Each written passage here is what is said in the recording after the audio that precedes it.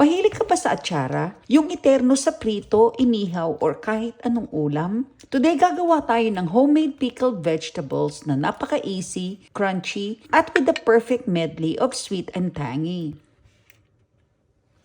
In a pot, pagsamahin lang ang vinegar, sugar, and salt. Haluin habang pinakukuluan until the sugar and salt are dissolved. Gumamit ako dito ng turmeric or luyang dilaw instead of ginger for added color and health benefits. Maglagay rin ng garlic, peppercorns, and onions to infuse flavor. Hayaan lang mag-simmer ng ilang minuto para lumabas ang aroma at kulay.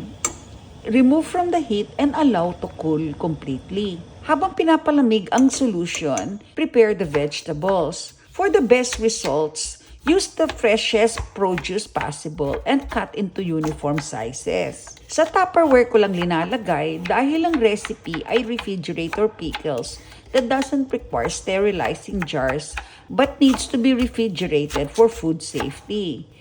Para maiwasan ang mabilis na pagkasira, observe proper sanitation at make sure malinis ang lalagyan at ang mga kagamitan sa paggawa.